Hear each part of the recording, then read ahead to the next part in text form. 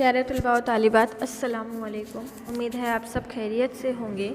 हम हमारी 10वीं जमात का सबक नंबर 13 इसका हिस्सा 2 देखने जा रहे हैं।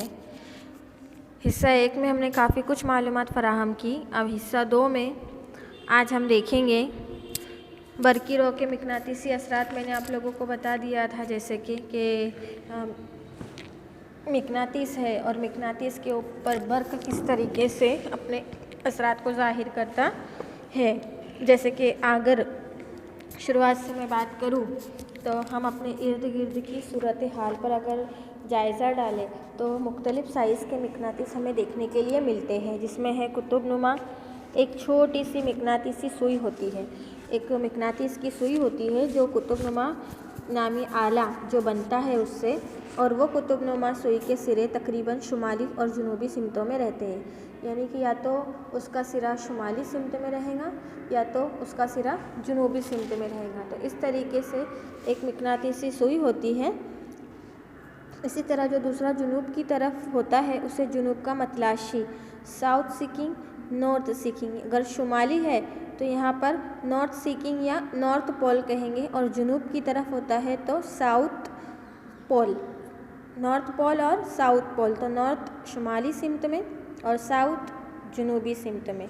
तो हम अपने चंद मशगले हमने ऐसे अंजाम दिए होंगे कि मिकनातीस के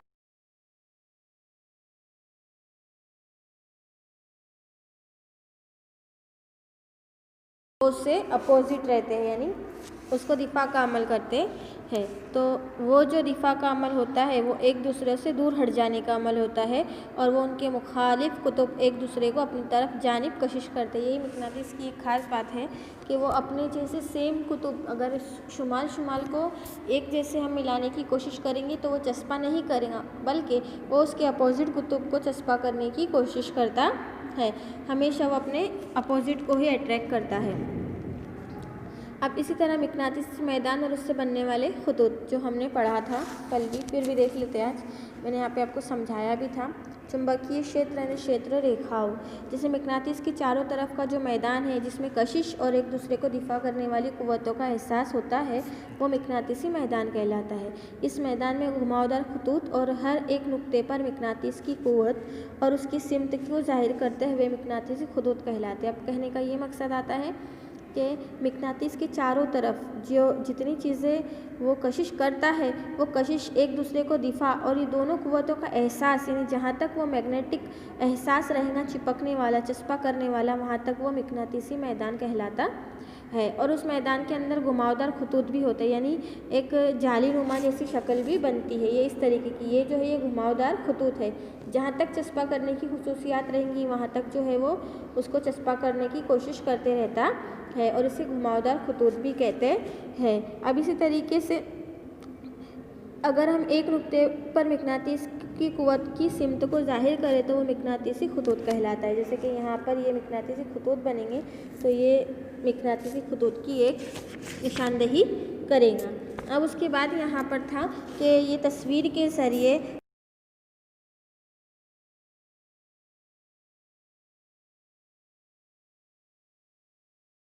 ऐसे बनेंगे कि इनमें खतूत जो है वो मैदान की सिमत का पता चलेगा ही। नॉर्थ और साउथ से जो पोल थे, शुमाली कुतुब और जुनूबी कुतुब, वो दोनों से ही सिमत का हम इख्तियार कर सकते हैं कि किधर शुमाल है और किधर जुनूब है। दूसरा कि ये जो मिकनातीसी मैदानी खतूत है, इनकी जो कुर्बत यानी कि बहुत ज़्यादा क्लोजनेस, ये जो नज़दीकियाँ है, वो मिकनातीसी मैदान की निस्बत ज़्यादा ताकत का पता चलता है। जितनी ज़्यादा कुर्बत क्लोजनेस रहेंगी उतनी ज़्यादा मिकनातीस की ताकत का पता चलता है। जहाँ बहुत ज़्यादा मैदानी खतूत होंगे वहाँ किसी दूसरे मिकनातीस के कुतुब पर ज़्यादा क़ुव्वत काम करती है, यानी वहाँ मैदान ज़्यादा ताकतवर होगा। जितना मिकनातीस ज़्यादा रहेगा उतना मिकनातीसी मैदान ताकतवर बनेगा। तीसरा पॉइंट, कोई दो मैदानी खतूत भी एक दूसरे को कता नहीं करते, यानी कोई दो मैदानी खतूत जब मिकनातीस के होंगे तो वो सेम पोल वाले जो है वो दिफा का अमल करेंगे, वो कशिश का अमल तो करेंगे नहीं। बल्कि दूसरी वजह कि बिल्कुल सादा है कि अगर एक दूसरे को कता करे तो उसका मतलब ये होगा कि नुक्ते तुकाते पर कुतुब नुमा की सुई दोनों मुख्तलिफ सिमतों में इशारा करेंगी। ये नामुमकिन है। पॉइंट ऑफ इंटरसेक्शन, यानी कि अगर कोई दो मैदानी खतूत है और उसको कता कर रहे हैं, कता का अमल हो रहा है, तो इसकी वजह से क्या होगा, मिकनातीसी सुई जो है अपोजिट सिमत में इशारा करेंगी।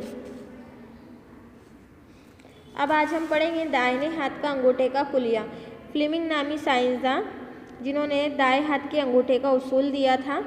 अब उसके अंदर क्या है कि अगर फ्लेमिंग के दाएं हाथ के अंगूठे का उसूल, तो अगर एक करंट बरदार तार, यानी तार जैसे ये दिख रहा है, ये तार है जिसके अंदर से करंट पास हो रहा है, करंट बरदार तार को अगर हम अपने दाएं हाथ की मुट्ठी यानी उल्टे हाथ की मुट्ठी में दबाएंगे, सीधे हाथ की मुट्ठी में दबाएंगे,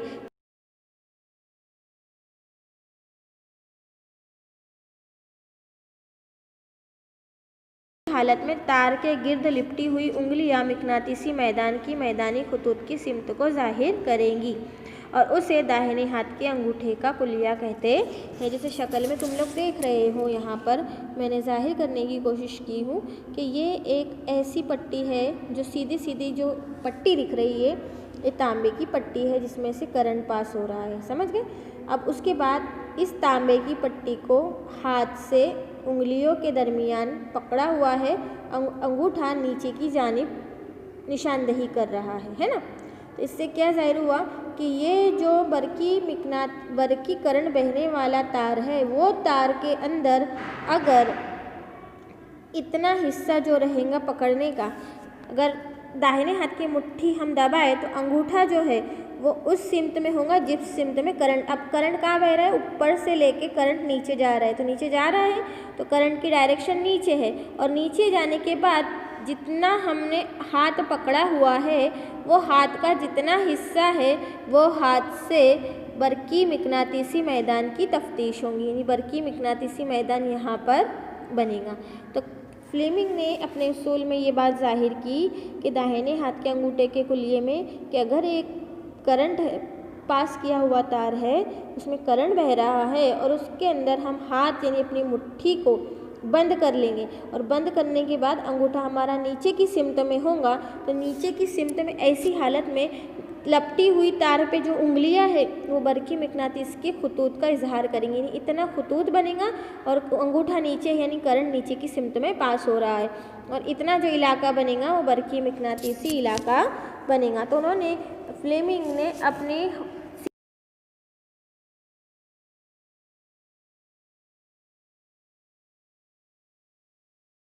तरीके से कि एक करंट के तार को अगर हम अपनी दाएं हाथ की मुट्ठी में दबाएंगे तो अंगूठा उस सिमत में होगा जिस सिमत में करंट बह रहा हो, और ऐसी हालत में तार के गिर्द जो हमारी उंगलियां लिपटी हुई है वो बरकी मिकनातीसी मैदान के खतूत की सिमत को जाहिर करेंगी, और इसे ही दाहिने हाथ के अंगूठे का उसूल कहते हैं। ये इम्तिहान में आ सकता है, तो आपको इसको अच्छे से पढ़ना है। अब उसके बाद आता है करंट बुर्दानुमा तार के ज़रिए पैदा होने वाला मिकनातीस, यानी ऐसा करंट पास होने वाला तार जिसके ज़रिए मिकनातीसी मैदान बनता है। तो अगर किसी तार को दायरे की शक्ल में मोड़ कर, यानी तार को हम दायरे की शक्ल में मोड़ देंगे, और दायरे की शक्ल में मोड़ने के बाद उसमें से अगर हम बरकी रो गुजारेंगे यानी करंट पास करेंगे, तो जैसे जैसे तार का फासला बढ़ता चला जाता है वैसे वैसे तार का हर एक नुक्ते पर मिकनातीसी मैदान की नुमाइंदगी करने वाले को हम मरकज़ी दायरे का कुतुर भी बढ़ता चला जाता है, यानी जैसे जैसे वो दायरा बढ़ेगा वैसे वैसे बरकी मिकनातीसी खतूत और उनके कुतुर भी बढ़ते चले जाएंगे। तो ऐसे दायरा नुमा तार के मरकज़ पर देखने पर हमें ये खतूत सीधी लाइनों के मानिंद नज़र आने लगते हैं। अगर ये सीधी लाइनों के मानिंद में क्यों नज़र आएंगे, क्योंकि इसके अंदर से करंट पास हो रहा है, और करंट पास होने के साथ साथ इसके अंदर बरकी मिकनातीसी मैदान भी बन रहा है और उसके खतूत भी बन रहे हैं,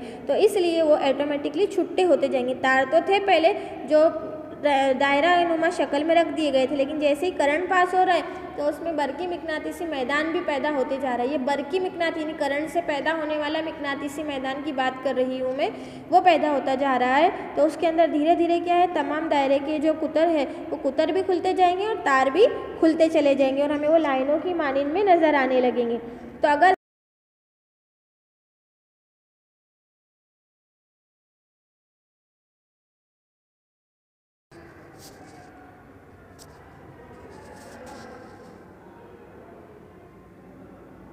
देखो यहाँ पर दाहिने हाथ के अंगूठे के नियम के अंदर यहाँ पे मैंने कुछ हिदायत दी हूँ कि दाएं तरफ का कायदा 2 सिमतों में से किसी एक को मुंतखब करने के मंदरजल तरीक़ेकार को नाफिज करता है, जो हमने शक्ल में देखे।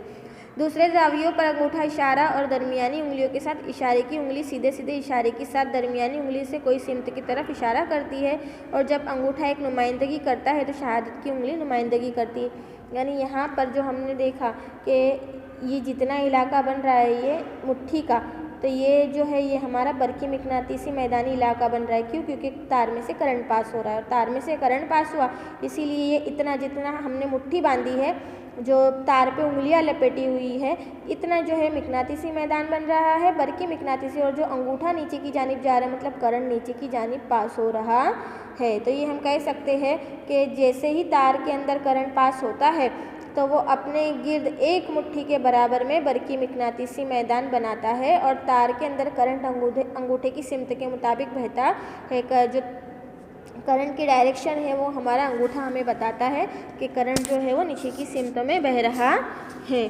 तो उसी तरीके से फ्लेमिंग के बाएं हाथ के कुलिये में भी यही बात जाहिर होती है कि हरकत करता है मिकनातीसी मैदान को।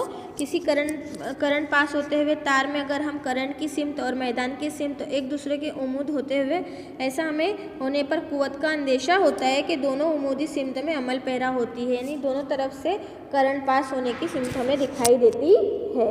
इसके अपोजिट में होता है। अब देखो बरकी मिकनातीसी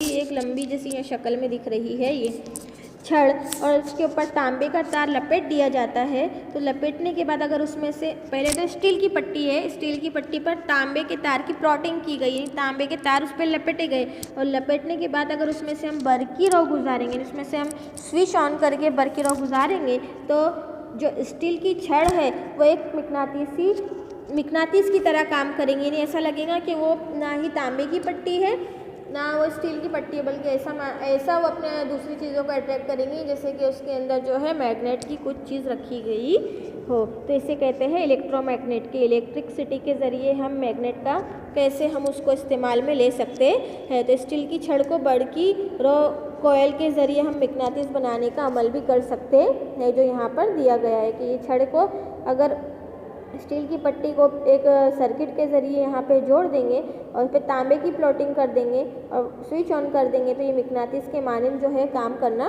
शुरू करेंगी। तो इस तरीके से बरकी मिकनातीसी इलाके और बरकी मिकनातीसी मैदान जो है वो काम करते हैं हमारी सर्किटों में और हमारे देगर ज़रूरियात की चीज़ों में। तो आज की वीडियो में इतना ही। उम्मीद करती हूँ आपको समझ में आया होगा। कुछ नहीं समझ में आया तो आप मुझसे पूछ सकते हैं। अल्लाह हाफिज़।